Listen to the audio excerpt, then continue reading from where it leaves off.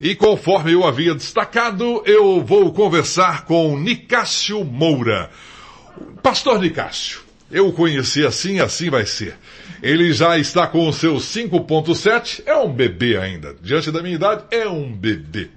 Casado há 30 anos com a Lilian, inclusive está conosco, e ele serve a Deus a tempo integral já há 33 anos. Destes 27 como pastor e especificamente nos últimos 17 anos como capelão hospitalar.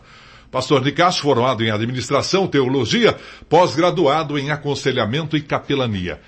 A capelania, para você que me acompanha agora, ela atua como um apoio espiritual, humano, aquelas pessoas em seus locais de trabalho, no seu local de estudo, pessoas que estão internadas. E atualmente o pastor Nicásio desenvolve projetos de capelania em hospitais, em comunidades terapêuticas, em empresas, na NPR, e ele atua de forma voluntária nestes projetos. Bom dia, pastor Nicásio. Bom dia, Edson. Que prazer poder estar aqui pessoalmente no seu programa. Nós que nos conhecemos já há tanto tempo, né? Verdade. Caminhamos junto na caminhada cristã. É uma honra poder participar do seu programa. É uma honra para nós. Primeiro, as pessoas, muitas delas não sabem, a capelania hospitalar. Eu vejo muito em suas redes sociais. A base da capelania hospitalar. Como a capelania hospitalar atinge as pessoas, por exemplo, nos hospitais, e que sabemos, muitos dos familiares estão naquele momento desesperador, enquanto um está na UTI. Como faz o seu trabalho dentro dos hospitais, pastor? Olha, é um trabalho que realmente muito emocionante, muito gratificante. Por quê? Porque a pessoa corre a vida toda, anda para lá e para cá, de repente ela se vê enferma, ela está internada no hospital. De repente ela tem ali, nem sabe que diagnóstico ela tem. E aí a pessoa começa a ficar angustiada, preocupada e, logicamente, com medo. E a capelania faz isso, esse trabalho de consolo, de fortalecimento espiritual, de acompanhamento às pessoas, através de visitas, pessoas que estão enfermas. E nós temos, inclusive, estou no meio de um curso, nós estamos ministrando um curso, nós preparamos pessoas para fazer visita aos hospitais. E a gente aborda mesmo, principalmente, quem está no hospital uma semana, 2 semanas, está cercado de pessoas, mas pessoas desconhecidas, que são os profissionais. Então ele está se sentindo solitário. E a capelania procura atender o paciente que está lá no hospital, tentando aliviar esta solidão, o medo, através do apoio espiritual, que a capelania é apoio espiritual. Nesses 17 anos de capelania, você inclusive frisou aqui bem, atua voluntariamente nos projetos. Teve algum momento, algum caso assim que te fez acreditar ainda mais, aumentar ainda mais a fé no Senhor, a fé em Deus? Olha, teve vários, né? Inclusive, na virada do ano, o ano de 2017 ou 2018, não lembro, um rapaz foi baleado na virada do ano. E a namorada dele, me liga desesperada que ele estava na UTI, em coma. E aí ela pediu para que eu fosse lá. Ele já estava em coma e já estava desenganado pelo médico. E ele estava, naquela situação. E eu pude sentar perto dele, começar a conversar com ele e lhe entregar a última mensagem, Edson. A última mensagem que eu teria que entregar para ele. Eu falei para ele, olha, eu não sei se você está me ouvindo, mas eu acredito que sim. E sabe o que eu falei para aquele rapaz? Falei, não é possível que você nunca tenha ouvido falar de Jesus em toda a sua vida. Se você está me ouvindo, se parte do teu cérebro está ativa e você está me ouvindo, entrega a sua vida, a sua alma para Jesus e parta em paz. Eu não tive direção de orar por cura, por libertação. Naquele momento, eu tive a direção de Deus de orar para que ele partisse em paz. E a capelania faz esse trabalho. Muitas vezes a pessoa entra no hospital e ela sai de lá com um diagnóstico terminal. A sua doença não tem mais cura. É um câncer terminal, um câncer no pâncreas, a pessoa já sabe, né? Conscientemente ou inconscientemente, ela aceita ou não, mas ela sabe que o seu diagnóstico é definitivo. Ou se não for um milagre de Deus, ela tem que se preparar para os seus últimos dias. E a capelania faz isso também. Ajuda a pessoa a se preparar para os seus últimos dias. É um trabalho de apoio, de conforto. Porque muitas vezes ela está cercada de aparelhos, está numa UTI e cercada de gente estranha, porque são os profissionais que estão ali, ninguém é seu familiar. Às vezes o parente vai fazer uma visita de alguns minutos, mas quem é que vai levar a palavra mais importante, a de cura espiritual? É o capelão, é aquela pessoa que faz o trabalho de capelania. Então isso me marca. Nesse rapaz, no caso específico desse rapaz que você entregou a ele essas palavras. Ele faleceu. Ele faleceu, né? Então eu fiz o trabalho de capelão ali. Eu fui levar a ele a última mensagem, a última palavra, para que ele, se ele tinha ouvido falar de Jesus na sua vida, era a hora dele se preparar para ter um encontro com Jesus. Ou seja, entregar a sua alma a ele. Nesse tempo, houve casos em que após uma oração, a conversa com o paciente em coma, houve algum caso de a pessoa retornar e a pessoa, eu me lembro... Sim, teve vários casos de pessoas que a gente... alguns anos atrás, uma menina que foi diagnosticada com um problema, uma infecção generalizada, e ela estava lá na UTI do Hospital Paraná, e os médicos já tinham avisado a família, e aquela menina de 19 anos estava lá, e a família estava desesperada. E eu cheguei naquele hospital, chamei a família, fomos para a capela, e nós oramos ali, pedindo misericórdia de Deus, pedindo que Deus colocasse a sua mão de poder naquela menina. Aí eu deixei a família ali na sala de espera e me dirigi até a UTI. Lá na UTI, eu fiz uma oração. Eu orei ao Senhor para que desse mais uma oportunidade, uma chance para aquela menina. E olha, Edson, aquela menina foi melhorando. Ela saiu da UTI, ela foi para o quarto. E hoje essa menina é casada, essa menina é uma senhora, uma jovem senhora. Então houve um caso de uma cura, de um milagre. Então a gente tem que estar preparado para tudo. Para orar, pedindo a Deus a cura. E muitas vezes nós temos que chegar na realidade de conversar com aquela pessoa e prepará-la para ter um encontro com Deus. É porque, na verdade, eu acho que ninguém de nós, né? Hoje estamos saudáveis e não imaginamos que de repente amanhã teremos um tropeço e iremos para um hospital e lá podemos ir embora. Exatamente. E quem vai estar do nosso lado neste momento?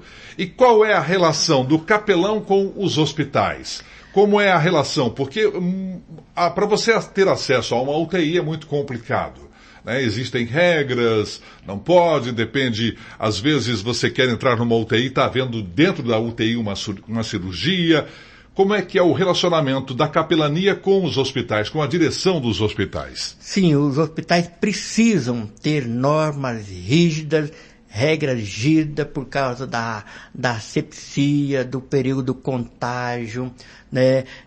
Não pode ter interferência no trabalho da equipe ali, por exemplo, numa UTI, mas os hospitais, de modo geral, veem de bons olhos, com bons olhos o trabalho da capelania. Eles entendem que a capelania é um braço do hospital. Lembra que eles trabalham com a parte clínica, às vezes tem uma equipe psicológica que trabalha com a parte emocional, mas quem vai trabalhar com a parte espiritual do paciente? As pessoas têm necessidades espirituais e principalmente essas necessidades afloram quando elas estão em um leito do hospital. Ah, olha, Edson, eu estava brincando, conversando com meus alunos de capelania, a pessoa corre a vida inteira, ela vive a sua vida a bel prazer e de repente ela se vê no leito da enfermidade, de repente ela se vê numa UTI. O que ela quer fazer? Ela quer acertar as suas contas com Deus. Ela está à espera de alguém que vá lá conversar com ela sobre Deus. Eu já cheguei em muitos lugares, muitos hospitais, em muitos quartos, e a pessoa estava assim, esperando alguém que viesse conversar com Deus, porque ela queria acertar as contas. O medo da morte faz a pessoa repensar os seus valores, o medo de uma enfermidade grave faz a pessoa estar mais sensível às coisas espirituais. É aí que nós entramos, como pastor, como capelão, como aquela pessoa que foi treinada para fazer o trabalho, para auxiliar o hospital na recuperação do paciente e também no seu período de tratamento, dando a ele um apoio espiritual.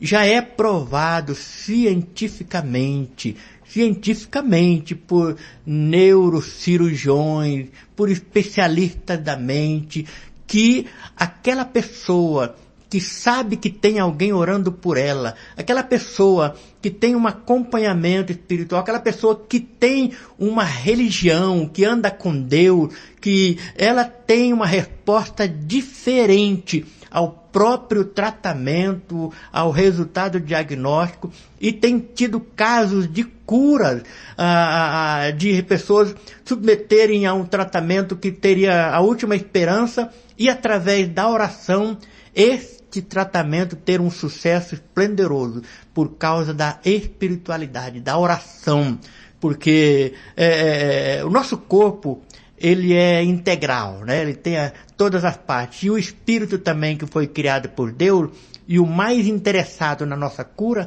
é Deus, mas isso só pode ser feito através da oração, e é aí que nós entramos, né? Eu me lembro de um vídeo que cientistas dentro de um hospital estavam filmando através de equipamentos o cérebro de uma pessoa, me parece que em estado terminal, e quando começaram a fazer a oração, o cérebro dela acionou um sistema que os cientistas, né, os neurocirurgiões que lá estavam, acharam diferente aquilo. E depois observaram de que todas as pessoas que oravam, no mesmo ponto era acionado um movimento cerebral. Ou seja, quando a pessoa ora, ela cria algo dentro de si diferente. Que coisa linda, né? Olha só, o Criador se manifestando e mostrando o seu amor pelo homem, até mesmo os equipamentos, a tecnologia, a medicina de alta performance só vem mostrar que nós viemos da mão do Criador, não é mesmo? Amém. Agora eu quero contar para as pessoas que nos acompanham agora, algumas pessoas conhecem, outras não. O pastor Nicásio já está casado há 30 anos com a Lilian Moura, que está conosco aqui, acompanhando o pastor Nicásio. Não parece, hein? 30 anos de casamento. E vocês não tiveram filhos. Mas eu me recordo, na época nós éramos bem próximos, e vocês foram para outro estado e adotaram uma criança. Eu gostaria, pastor, que um dia eu quero marcar com a Lilian para que ela conte com detalhes para a gente, porque isso vai servir com certeza absoluta para muitas pessoas. Mas nesse espaço de tempo agora, que você me relatasse um pouco do porquê que vocês foram adotar uma criança que na ocasião, eu me lembro bem, 99 de cada 99 pessoas não iriam adotar. E vocês adotaram essa criança que viveu com vocês durante muito tempo. Então, eu tenho certeza que talvez isso vai emocioná-los, porque eu acompanhei muito o amor, a paixão que vocês tinham por aquela menina. A primeira coisa que Deus me deu foi uma mulher maravilhosa. Inclusive está aqui do meu lado. Ela veio para o casamento, e eu também vim para o casamento, para nós constituirmos família. Era o nosso sonho ter filhos. E nós nos planejamos para isso. A partir do 2º ano do nosso casamento, nós já paramos de usar o contraceptivo e preparando, mas não vinha. Às vezes a gente com acompanhamento médico, às vezes eu tinha um problema de baixa contagem de espermatozoide, às vezes ela tinha problema de ovulação, e isso se foram 7 anos. de tratamento, e chegamos até a fazer a inseminação artificial. E na primeira tentativa não deu certo, e depois a Lília disse, chega, não quero mais fazer tratamento. Só que a gente ainda tinha, eu particularmente, uma resistência com relação à adoção. Mas nos mudamos para Florianópolis, fomos abrir uma igreja lá em Florianópolis, fomos fazer um trabalho missionário em Florianópolis. E aqui, Edson, eu tinha meus sobrinhos. Tinha sobrinhos, que a hora que eu queria criança, eu pegava meus sobrinhos e levava para brincar, passear. Mas lá estavam nós dois sozinhos e ela me pegou chorando. E ela, por que você está chorando? Estou chorando de saudade das crianças. Falou, então agora precisamos conversar sério. Precisamos conversar sobre adoção. E aí eu falei, então tá bom, vamos conversar sobre adoção, mas duas coisas. Eu não quero escolher uma criança quando nós formos entrar no processo. E, segunda coisa, se eu souber que tem alguma criança que já está sendo desejada por algum casal ali na vara de família, eu também não quero. Aí ela disse, então Deus vai preparar. E Deus nos levou para um orfanato e conhecemos uma ruiva de olho azul, porque de mim não sairia jamais, né, Edson? Uma ruiva de olho azul. E aquela menina tinha sofrido 3 tentativas de aborto, sobreviveu, ficou 115 dias na UTI neonatal, sozinha, cada dia era uma vitória, e essa menina recebeu alta, mas não tinha ninguém para buscá-la. Ela estava sozinha, completamente abandonada. E o juiz mandou ela para uma casa lá e nos levou aqui de Maringá para conhecer a Vivi, a Ana Vitória, e nós adotamos essa menina e tivemos uma linda experiência de paternidade, maternidade, que você acompanhou nas redes sociais. A Vivi, apesar de todas as suas limitações de paralisia cerebral, todas as suas dificuldades de alimentação, e mesmo assim nos proporcionou uma linda experiência de família. E a Vivi foi para o céu no dia 4 de dezembro de 2020. Ela dormiu e acordou lá no céu. E Deus levou ela. Então nós estamos agora vivendo de contar a experiência e encorajar outras pessoas sobre a adoção de crianças especiais. Quantos anos vocês ficaram com ela? Porque eu me lembro, ela tinha dependência de vocês 24 horas. 24 horas. Ela não falava audivelmente, mas ela se comunicava muito bem. Ela não podia se movimentar nenhum objeto, tinha que ser alimentada pela boca, tinha que ser tirada da cadeira, colocada na cadeira, na cama, então tudo isso. Mas tenho aqui do meu lado uma mãe maravilhosa que durante 19 anos e meio cuidou dessa filha, da nossa filha, do nosso presente de Deus, que foi a Vivi, né? Então isso foi algo muito impactante no meu ministério, na minha vida, abriu meus olhos para a necessidade e me preparou mais ainda para desempenhar o trabalho que eu realizo hoje lá na NPR, que é uma escola especial. Associação Norte Paranaense de Reabilitação. Isto, hoje eu fui vice-presidente, continuo voluntário. A minha filha não é mais atendida porque ela faleceu, mas eu continuo voluntário na NPR e realizo um trabalho de apoio humanitário com os colaboradores da escola. Pastor Nicásio, o que te ouve? A pergunta é, onde você sentiu, eu vou adotar essa criança, ela é especial, é uma criança que eu vou ter que dar banho, dar comida, limpar, ela não vai andar, não vai correr, não vai brincar. Onde você sentiu de que houve uma chama dentro de você, dentro da esposa Lilian, para adotar essa criança? Olha, Edson, a partir do momento em que eu falei, vamos adotar, os anjos já começaram a trabalhar, Edson. Acontecimentos chegaram a nosso conhecimento, revistas, matérias, e-mails, conversando com gente. Deus foi preparando todo um ambiente. Inclusive, houve 5 tentativas de Deus de promover o nosso encontro. Nós só fomos encontrar a Vivi depois da 6ª tentativa de Deus, porque nós começamos a analisar a história dos acontecimentos.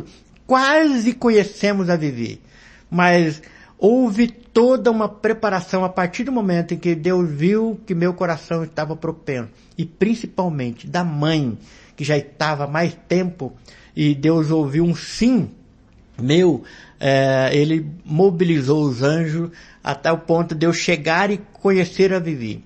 E outra hora eu conto com mais detalhes essa história, mas quando eu bati o olho naquela menina, e ela segurou na minha mão, e houve uma ligação, nenhuma dúvida pairou em nossos corações, como se eu tivesse ouvido literalmente Deus falando: esta é a tua filha. E sabe que eu respondi? Amém, é minha, vai para minha casa, vou cuidar. E aí nós tivemos essa experiência de família. Porque nós observamos hoje em orfanatos, geralmente crianças especiais são as que as pessoas não desejam levar. Porque não quer, porque dizem, eu não tenho uma ideia, eu acompanhei o trabalho de vocês, tive parentes também com crianças especiais, é todo diferente. Sim, era uma delícia. Tem os seus percalços, né? Olha... porque a gente espera de que Edson para você ter uma ideia, danado. Não, pelo contrário, era uma delícia. Para você ter uma ideia, quando a Vivi faleceu, eu fiquei hipertenso. De saudade, a dor do coração. Ela dava trabalho, precisava pôr, tirar do carro, era fraldas todos os dias, era alimentação na boca, depois ela teve um probleminha, precisou da sonda de alimentação enteral, era medicamento, você não tem noção da lista de medicamentos que ela tomava. E essa mãe... Qual era o problema dela, pastor Nicásio? Por causa da tentativa de aborto, ela faltou oxigênio no cérebro e ela desenvolveu e matou os neurônios que coordenavam os movimentos dela. Então ela ficou com a paralisia cerebral com deficiência motora. Então ela não sentava, ela não andava, ela não tinha apoio de tronco, ela não segurava objeto, mas o cognitivo dela era muito bom. Sabe por quê? Ela era até corintiana. Ela era corintiana. Ela amava Deus, ouvia música o dia inteiro. Ela quebrou vários aparelhos de tanto usar, toca CD, porque ela queria ouvir música, louvores. Mas no dia do jogo do Corinthians, ela era minha parceira. Você acredita que quando não passava na televisão, a gente não tinha TV a cabo, a gente não tinha aquela coisa, aí nós íamos ouvir no rádio, nós ouvíamos o Corinthians no rádio. Então, que experiência mais deliciosa essa questão da paternidade. Então, quando aquela pessoa que escolhe adotar, ela às vezes não tem noção do que está fazendo, mas Deus está criando ali um ambiente para que aquela criança seja bem cuidada, bem tratada, e aquela família tenha uma experiência de amor que nenhuma outra família pode ter, porque é algo especial. E tem você disse, tem muitas crianças. A Vivi, quando nós a conhecemos, ela tinha sido oferecida para vários casais daquela comarca que estavam prontos para adoção. E ninguém adotou. Sabe por quê, Edson? Porque era para ser minha. Ninguém levou a Vivi porque era para ser minha. Era a minha experiência como pai, a experiência da Lília como mãe. Mas nós estávamos com o coração aberto, dispostos a viver essa experiência. Então, se você, ou mãe, ou pai que está nos ouvindo aí, jamais vou adotar, que nada. Deus mobiliza os anjos dele, e algo que ao mundo parece algo trabalhoso, dolorido, é nada. É uma oportunidade de viver uma experiência que vai marcar a vida toda. E mais que ainda, vai encorajar pessoas ao nosso redor. Bem. Eu quero um dia ainda conversar com a Lilian sobre isso, viu, Lilian? Você vai precisar de 2 horas de programa para conversar com ela, viu? Vamos conversar, sim. Agora, para encerrarmos, você desenvolve esses projetos de capelania e também em comunidades terapêuticas, você ministra aulas, cursos de capelania? Sim, eu tenho um curso de capelania que já está desde 2014 e já tive em várias cidades e estados, preparando pessoas para levar o consolo ao paciente hospitalizado. Mas também a capelania de misericórdia, que é socorro, que é a capelania nas comunidades terapêuticas, em escola e em empresas. Mas a minha paixão mesmo é os hospitais. A minha paixão ministerial, o meu desejo, eu me sinto bem, eu passo o dia inteiro dentro do hospital e aquilo é algo que para mim é natural. Então eu faço isso com prazer. Pastor, os hospitais é que entram em contato, pastor, dá um pulinho aqui, ou o hospital informa a família entra em contato. Como funciona esse chamado? Sim. Ou você sempre está por ali? Por exemplo, eu sou capelão voluntário já no Hospital Paraná há 12 anos. E também do Hospital São Marcos, desde 2016.